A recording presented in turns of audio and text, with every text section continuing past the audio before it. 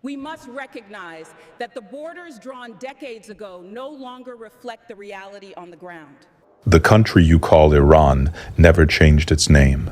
You did. For more than 2,000 years, the people who built one of the most sophisticated civilizations on Earth called their land Iran. They carved it into stone. They wrote it in fire. They bled for it across 7 empires and 14 centuries of invasion, conquest, and cultural annihilation. And through every single one of those catastrophes, through Alexander the Great, through Arab armies, through Mongol hordes who burned their libraries and salted their fields, they kept calling it the same thing. Iran, land of the noble ones, the Aryan homeland, the axis around which the world turned. The name Persia was never their word. It was yours. It was the Greeks. It was the Romans. It was a label applied from outside, from people who only ever saw one province of a vast civilization and assumed that province was the whole story. So what actually happened in 1935 when the Iranian government sent a letter to the League of Nations asking foreign governments to stop calling their country Persia and start calling it Iran? That was not a renaming. That was a correction. A country refusing, after 2,000 years of patience, to be called by someone else's word. But here is where the story becomes something far darker and far stranger than a simple act of national pride.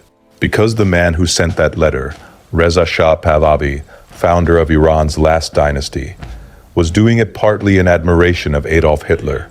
The word Iran, the ancient Aryan homeland, was being weaponized at exactly the moment the Third Reich was turning the concept of Aryan identity into the blueprint for genocide. This video is about identity, who controls it, who invented it, and who uses it as a weapon. By the end of it, you will understand that the story of how Persia became Iran is not a story about 1935 at all. It is a story that begins 3,000 years ago, runs through the collapse of every empire on Earth, and ends with a question that no one in politics today wants to answer. Before we go deep on the story of Persia becoming Iran, drop a comment below and tell me where you are watching from and what time it is in your area. And don't forget to smash that subscribe button, because this story is about to go places that will genuinely change how you see the map. To understand why the name Persia was always a lie, a comfortable, convenient Western lie, you have to go back to approximately 550 BCE to a plateau in the center of the ancient world, to a man named Cyrus. Cyrus the Great did not call himself the king of Persia. That word, that label, would have sounded strange to him, a provincial designation like calling the king of France the king of Normandy. What Cyrus called himself was the king of Anshan, the king of the Medes, the king of Babylon, and ultimately the king of the 4 corners of the world. But his people, the people he unified and the identity he crystallized, had a different name for what they were and where they came from. They called themselves Irani. Their land was Iran. Their identity was woven from a linguistic and cultural root word, Aryana, that stretched back centuries before Cyrus was even born. The Greeks were the ones who named it Persia. When Greek soldiers and merchants and diplomats encountered Cyrus's empire, they landed first in the southwestern province, the region around the modern city of Shiraz, which the locals called Pars. The Greeks transliterated this into Persis, then Persia. And because the Greek world was the dominant intellectual framework of the ancient Mediterranean, and because it was Greek historians like Herodotus who wrote the histories that the Romans then copied, and because the Romans were the template for the Western world that would eventually dominate global naming conventions, the provincial Greek label stuck. Think about what this actually means. The civilization that gave the world its first declaration of human rights. The Cyrus Cylinder, the earliest document in recorded history to formally recognize the rights of conquered peoples, has been known to the Western world by the name of one of its provinces for 2.5 millennia. It is as if China had been known throughout history as Manchuria, or as if France was globally referred to as Burgundy. And the French had been politely tolerating this mislabeling for 20 centuries, because correcting powerful outsiders seemed like more trouble than it was worth. The Achaemenid Empire, Cyrus's empire, and the empire his successors Darius and Xerxes expanded into the largest political entity the ancient world had ever seen. stretched from the Aegean coast of modern Turkey to the Indus Valley of modern Pakistan. At its height, it encompassed somewhere between 44 and 50% of the world's total population. And from end to end of that empire, from the satraps in Egypt to the administrators on the borders of India, the official identity, the civilizational framework, the language of the imperial court was not Persian in the narrow provincial sense. It was Iranian, old Iranian, a language and a cultural system that the Greeks glimpsed from the outside and described by the name of the port through which they first entered. This matters because it reframes everything that follows. The question is not, when did Persia become Iran? The question is, when did the world finally agree to use the name that Iranians had been using all along? And the answer to that question is not 1935. The answer is that it hasn't fully happened yet. We need to stop here and correct something that almost every account of this story gets wrong. And the mistake is so embedded in how Western education presents this subject that most people absorb it as unquestioned fact. The standard version goes like this: Iran and Persia are two different names for the same country. The name was officially changed in 1935 under Reza Shah's request. And before that change, the country was universally known as Persia. Some versions of the story add a dark footnote that the change was made at the suggestion of the Nazi German ambassador to emphasize Iran's Aryan identity and align it ideologically with Hitler's Germany. Every single part of that summary is either wrong, oversimplified, or missing the most important context. Let us start with the most fundamental error, the claim that the country was universally known as Persia before 1935. This is only true from the outside.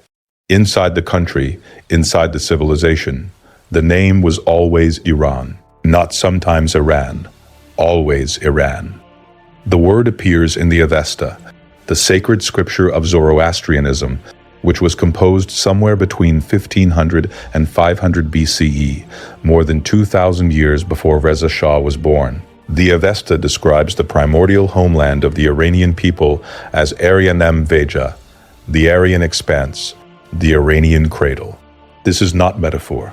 This is the earliest recorded use of a word that would survive every empire, every conquest, and every attempt to erase it.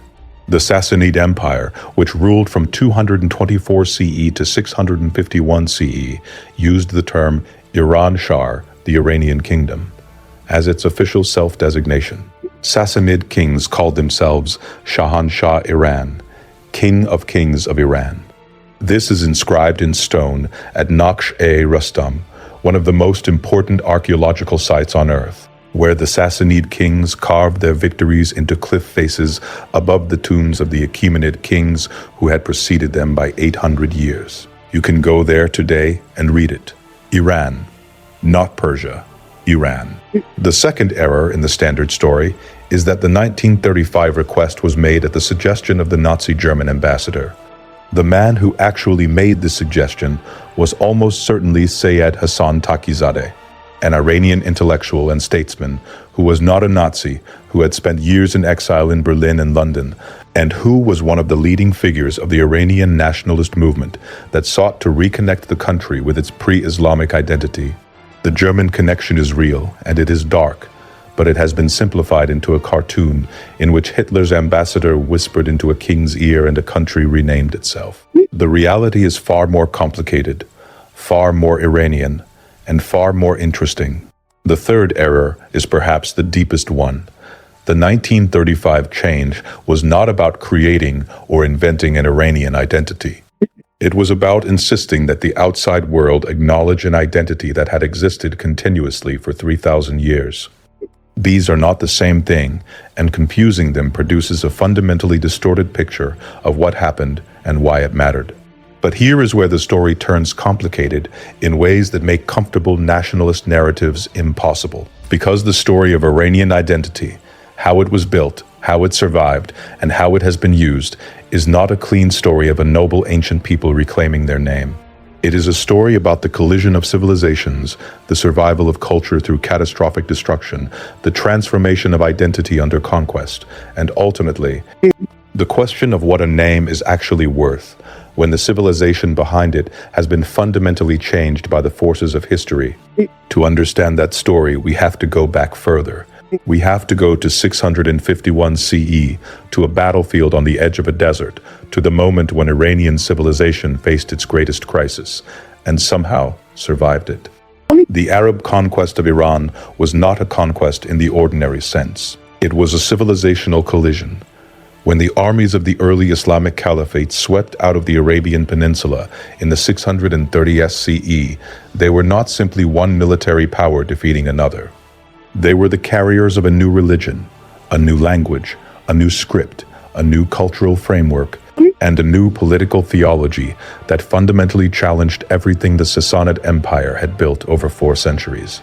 And the Sassanid Empire, weakened by decades of catastrophic war against the Byzantine Empire, riven by internal coups and succession crises, drained of treasury and military manpower, crumbled faster than anyone on either side had expected. The decisive battle was Nahavand in 642 CE. The Sassanid army, once the most formidable military force in the region, dissolved under Arab cavalry charges using tactics and motivation that the exhausted Persian commanders had never encountered. The last Sassanid king, Yazdegerd III, fled eastward through his own collapsing empire for 10 years before being assassinated by a miller in Merv, a petty local crime. An ignoble end for the last heir of a dynasty that had stretched from the Euphrates to the Indus. With his death, the Sassanid state ceased to exist. What should have happened next, by the logic of every previous conquest in history, was the disappearance of Iranian identity. This is what happened when Alexander the Great swept through 3 centuries earlier. He imposed Greek culture and language so effectively that the period is called the Hellenistic Age. This is what happened in Egypt, in Mesopotamia, in dozens of other conquered civilizations. The conqueror's culture became dominant. The conquered civilization faded into a substrate, visible only in archaeology and linguistics. But Iran did something different. Iran did something that historians still argue about, because it does not fit the standard model of how conquest works. Iran absorbed the conquest, not by resisting it militarily. The military resistance was decisively defeated. Not by refusing the new religion. Zoroastrianism gradually retreated, and Islam became the dominant faith across the plateau within 2 centuries. Iran absorbed the conquest by doing something far subtler and far more durable. It made itself indispensable to the conquerors. The Arab Caliphate needed administrators. The Sassanid Empire had produced over 4 centuries one of the most sophisticated bureaucratic and administrative cultures in the world. Iranian scribes, Iranian scholars, Iranian court officials simply transferred their skills to the new caliphate, continued speaking and writing Persian alongside Arabic, and within 2 generations occupied the central administrative positions of the most powerful political entity on earth, the Great Abbasid Caliphate, which replaced the Umayyads in 750 CE and which is remembered as the golden age of Islamic civilization. The caliphate that built Baghdad, that translated Aristotle, that produced Avicenna and Al-Biruni and the House of Wisdom, was staffed at every administrative level by Iranians. The Abbasid revolution that overthrew the Umayyads was itself organized and fought largely by Iranian troops and Iranian descent aristocrats from Khorasan. The Iranians had done something extraordinary. They had lost their empire and kept their civilization. But the survival of Iranian identity through the Arab conquest was not a passive process. It required something specific, something that would define Iran for the next 1,000 years, and that makes the 1935 name change look like the smallest possible footnote. It required the survival of the Persian language, and the survival of the Persian language required a poet. His name was Abul Qasim Ferdowsi. He was born around 940 CE in the region of Tus, in Khorasan, in what is now northeastern Iran. By his time, 300 years had passed since the Arab conquest. Arabic had become the dominant language of religion, of scholarship, and of the caliphate's official communications. Persian was still spoken. It had never stopped being spoken, but it had absorbed enormous quantities of Arabic vocabulary and was written in the Arabic script. Its literary tradition had been disrupted. the great epics of the Sassanid era, the oral histories of the Iranian kings, the mythological cycles that stretched back to the beginning of Iranian civilization, all of it was in danger of being lost, absorbed, or simply forgotten under the weight of 3 centuries of Arabic cultural dominance. Ferdowsi spent 35 years writing a single poem, the Shahnameh, the Book of Kings. It runs to approximately 60,000 rhyming couplets. It is the longest poem written by a single author in the history of world literature, and it contains, from its opening lines to its closing image of Yazdegerd III fleeing through his dying empire, the entire mythological and historical narrative of Iranian civilization from the beginning of time to the end of the Sassanid dynasty. The Shahnameh is not just a poem, it is a preservation act of civilizational scale.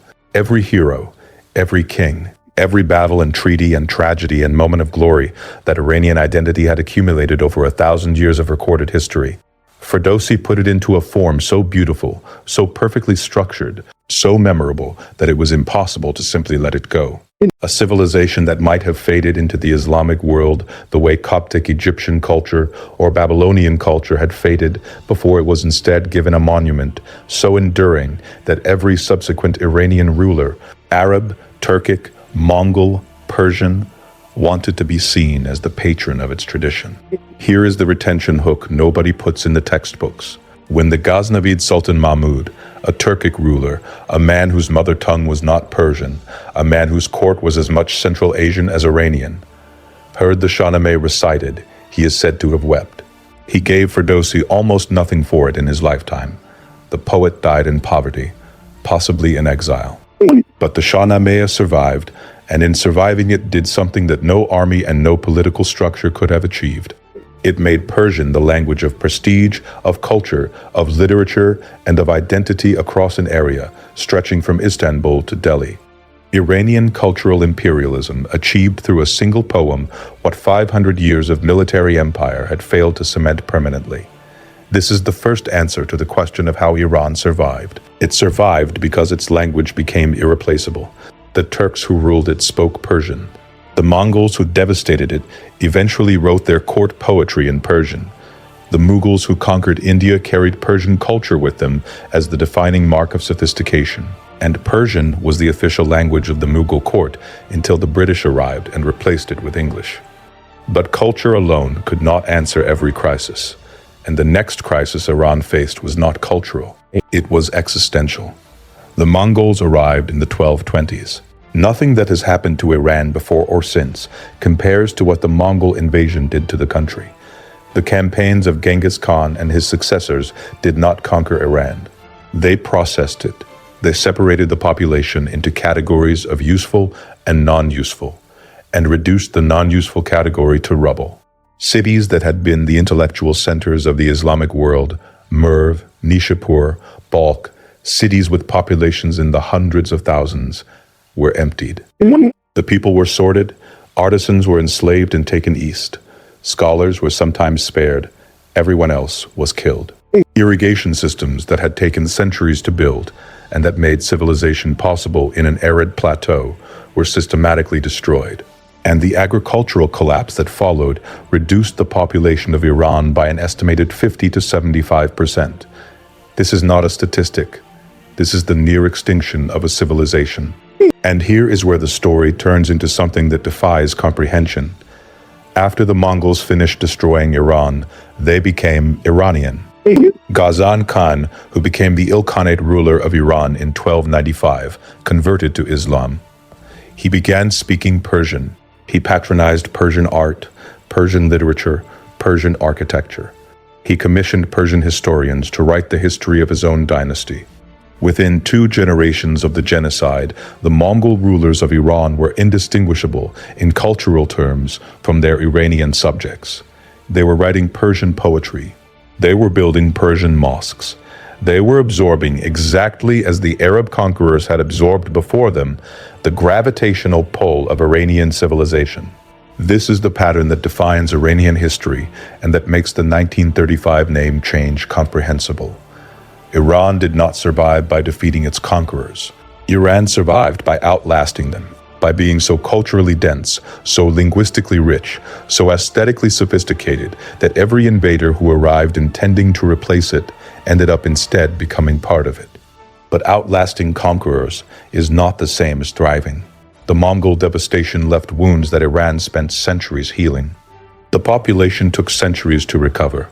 The agricultural system was rebuilt only partially, and into this wounded, depopulated, politically fragmented landscape in 1501 walked a teenager with red hair, green eyes, and a religious vision that would transform Iranian identity more completely than any Mongol sword had managed.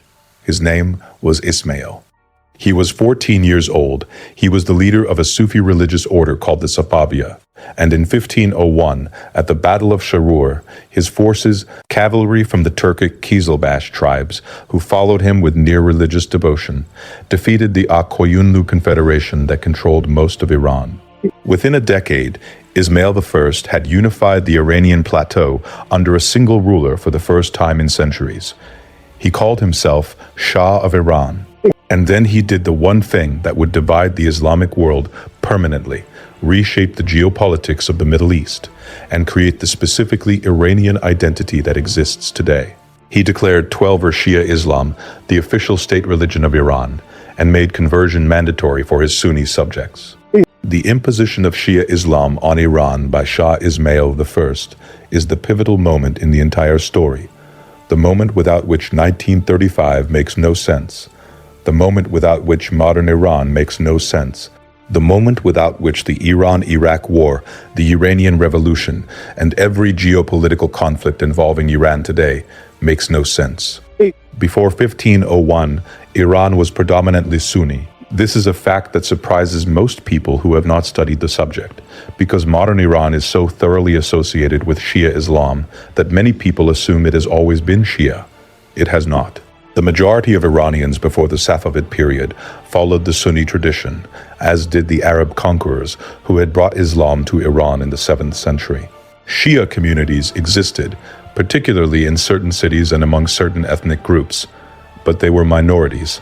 Ismail I changed this by force. He imported Shia scholars from Arab Shia communities in Lebanon and Bahrain to provide the religious infrastructure for the new state religion. He suppressed Sunni practice with violence. He required the public cursing of the first 3 caliphs, figures venerated by Sunnis, which was a direct and deliberate provocation of the Ottoman Empire to the west and the Uzbek Khanates to the north and east. He built Shia into the architecture of the Iranian state, the Iranian legal system, the Iranian educational system, and the Iranian calendar. His reasoning was not purely theological. It was strategic and it was civilizational. By making Iran Shia, Ismail created a clear identity boundary between his kingdom and the surrounding Sunni powers. Iran was no longer simply one Muslim state among many. It was the Shia state, the defender of a particular interpretation of Islam that the Sunni Ottoman and Uzbek empires viewed as heresy. This religious differentiation created a political distinctiveness that Iran had lacked since the Arab conquest.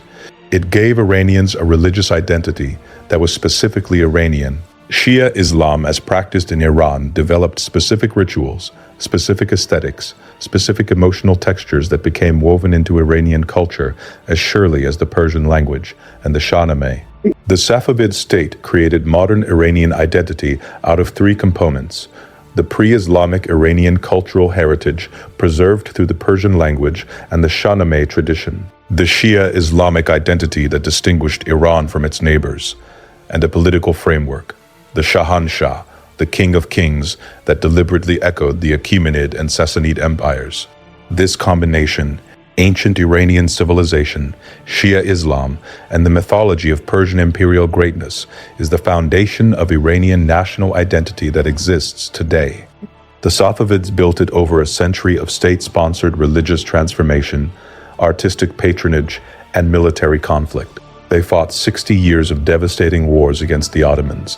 To defend it, they created the Isfahan of Shah Abbas the Great, arguably the most beautiful capital city of the 16th century Islamic world, a testament in blue tile and geometric perfection to the wealth and aesthetic ambition of Iranian civilization at its height.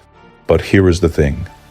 The Safavids, who did more than anyone to create modern Iranian identity, were not ethnically Persian. Ismail's family was of mixed Kurdish, Azerbaijani Turkic, and possibly Greek Pontic origin. The Kizilbash warriors who built his empire were Turkic-speaking. The language of the royal court was often Azerbaijani Turkish, even as Persian remained the language of high culture. The dynasty that invented modern Iran was not, by any narrow definition, Persian, which brings us back to the name. By the time the 19th century arrived and Iran entered into its catastrophic relationship with the European imperial powers, the word Persia had become the standard Western label for the country in exactly the same way that it had always been. A designation applied from outside, from people who had learned the name from the Greeks and never updated it. British diplomats called it Persia. Russian diplomats called it Persia. The Qajar dynasty that ruled Iran through the 19th century, another Turkic dynasty, like the Safavids before them, signed treaties as the rulers of Persia, the Anglo-Persian War of 1856. The Anglo-Persian Oil Company, founded in 1908 on the oil fields of Khuzestan, all of it Persia, Persia, Persia. The Iranians themselves continued to call it Iran. The Qajar dynasty's weakness in the face of British and Russian imperial pressure produced a crisis of national identity that generated the Constitutional Revolution of 1906. The first democratic revolution in the Middle East, a moment in which ordinary Iranians, in alliance with the Shia clergy and a nascent intelligentsia, forced a constitution on their king that limited royal power and established a parliament. This revolution is almost unknown in Western accounts of the period. It happened in a year when European attention was fixed on the aftermath of the Russo-Japanese War and the revolutionary turbulence inside Russia. But in Iran, it was an earthquake, and its aftershocks created the intellectual framework that would produce Reza Shah 20 years later. The constitutional revolutionaries were grappling with a question that had no clean answer. What is Iran? Is it an Islamic civilization? Is it a pre-Islamic civilization that happens to be Muslim?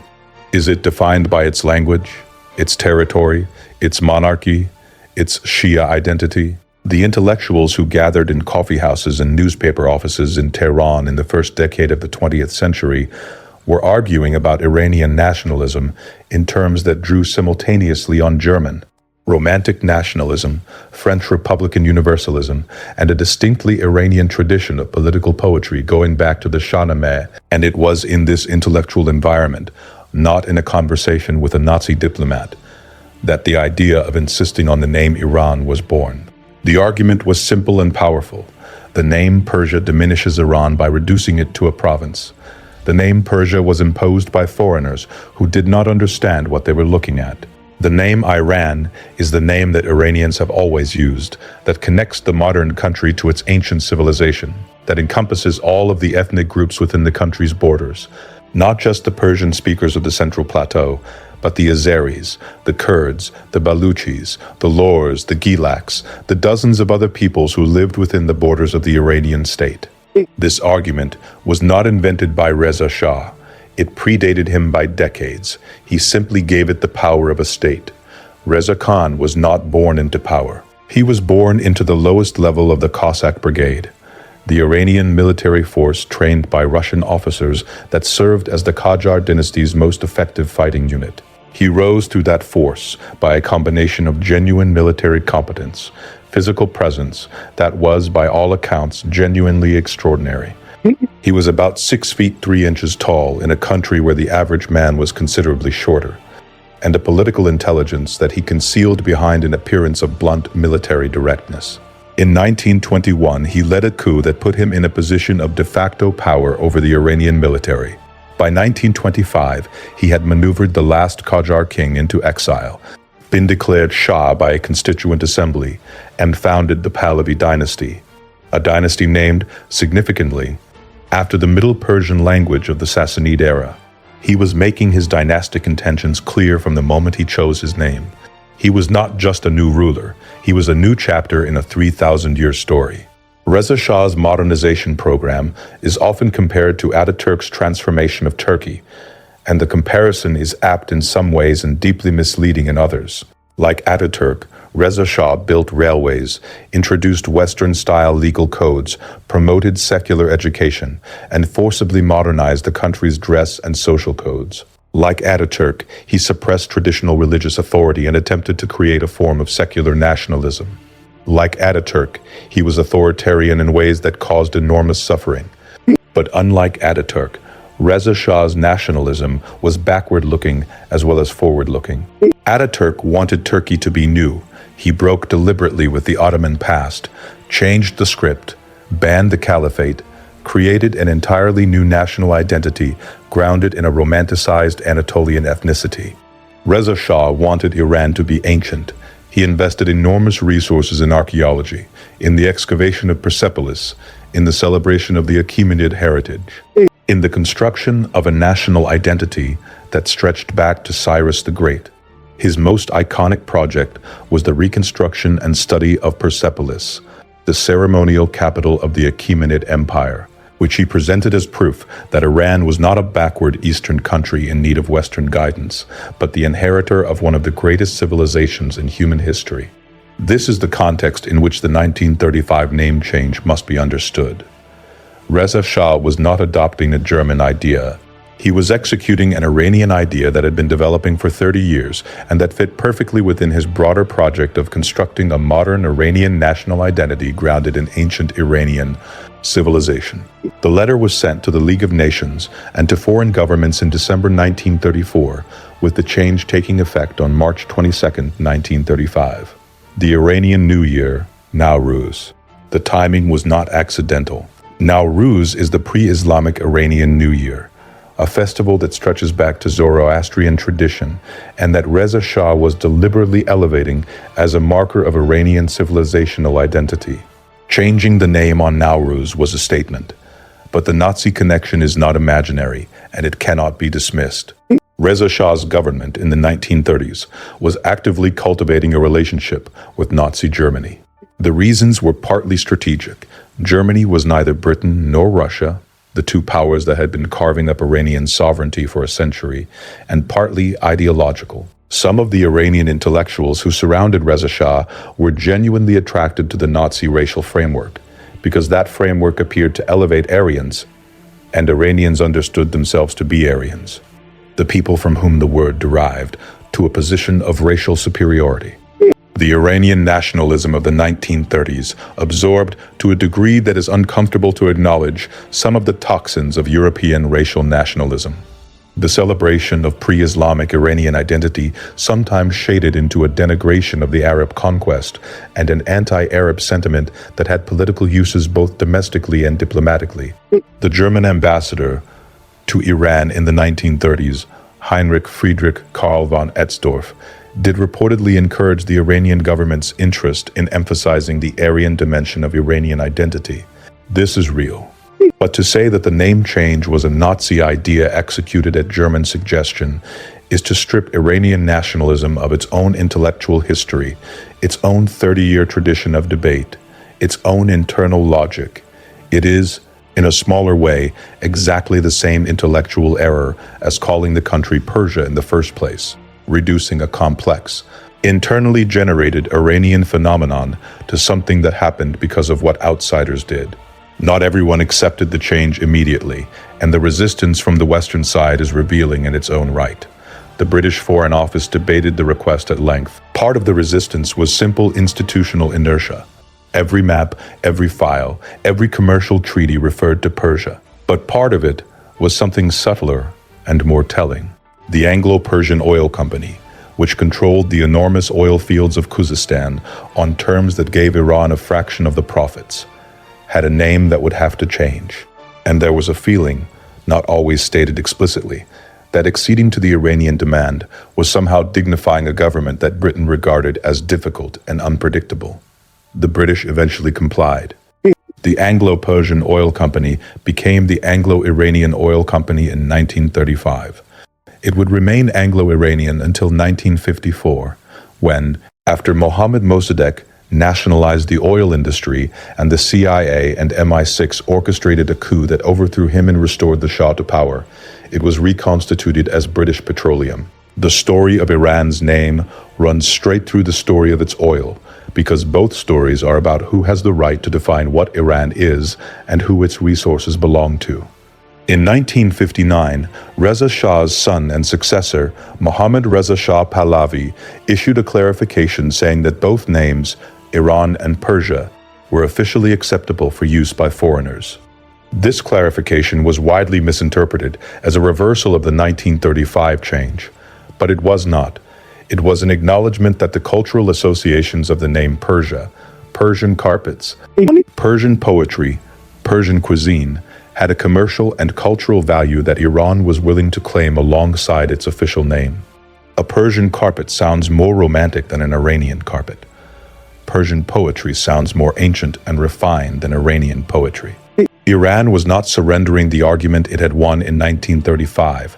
It was acknowledging that identity is not just political. It is also commercial, aesthetic, and emotional. The Islamic Revolution of 1979 added another layer of complexity that the 1935 nationalists could not have foreseen. The revolution led by Ayatollah Khomeini was explicitly anti-nationalist in its ideology. Khomeini was hostile to the pre-Islamic celebration of Iranian identity, to Nowruz, to Persepolis, to the whole apparatus of Reza Shah's and Mohammad Reza Shah's Achaemenid mythology. He saw nationalism as a tool of imperialism, a way of dividing the Muslim world along ethnic lines to prevent Islamic solidarity. The revolution he led was not an Iranian revolution in the ethnic national sense. It was an Islamic revolution that happened to be based in Iran, and yet the revolution, despite its anti-nationalist ideology, kept the name Iran. It kept Nowruz. It kept the Persian language. It kept the administrative structure of the Iranian state. It kept, in other words, the civilizational substrate that 3,000 years of Iranian identity had built. Because you cannot simply replace a civilization by changing its political system. You can change who runs the government. You can change the laws. You can change the flags and the anthems and the school curricula. But you cannot change the language a people dream in, or the poems they memorize as children, or the festival they have been celebrating at the spring equinox since before the birth of Muhammad. The Islamic Republic of Iran is, in this sense, both a repudiation of Iranian nationalism and its latest expression. It is a country that defines itself by reference to Islam and simultaneously produces more translations of ancient Persian poetry than any other country on earth. It is a state that officially celebrates the anniversary of the Islamic Revolution and simultaneously closes schools and government offices on Nowruz. It is a civilization that has been arguing with itself about what it is for 3,000 years and has still not stopped. So what is the real answer to the question this video started with? How did Persia become Iran? The answer is that it didn't. Iran was always Iran. The country that Alexander the Great invaded, that the Arab armies conquered, that the Mongols devastated, that Ferdowsi preserved in 60,000 couplets, that Shah Ismail converted to Shia Islam, that Reza Shah modernized at gunpoint, that the Islamic Revolution transformed. Through all of it, from before the birth of Cyrus to after the death of Khomeini, the people who lived there called their home Iran. What changed in 1935 was that the world was finally asked, officially and through diplomatic channels, to use the name that had always been the correct one.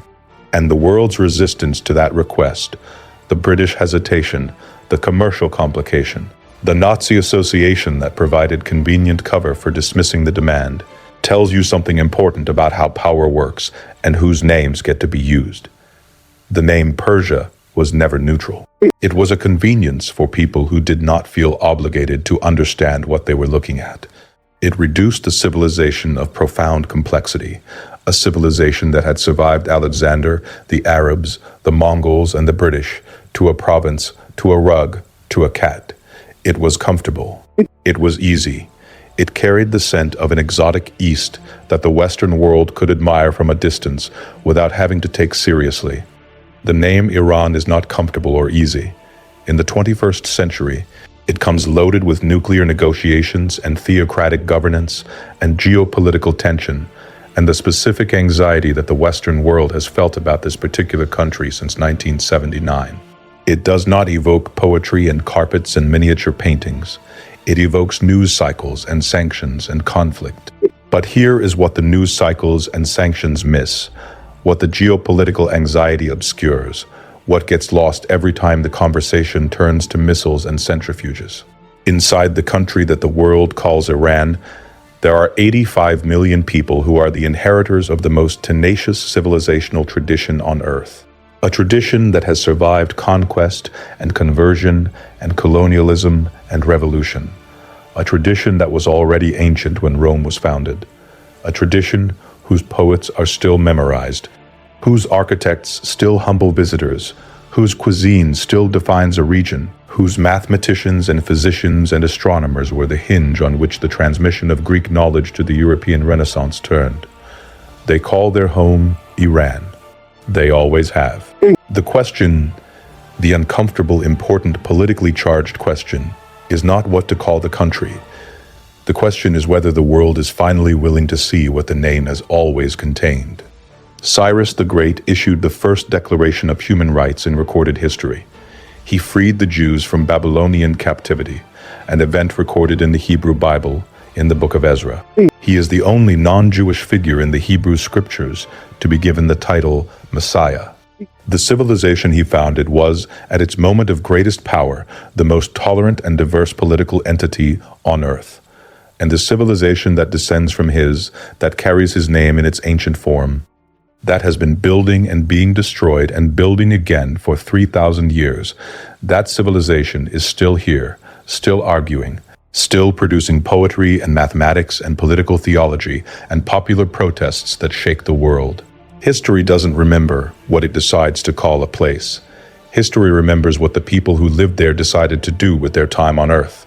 The Iranians chose to survive. That is the story no one told you.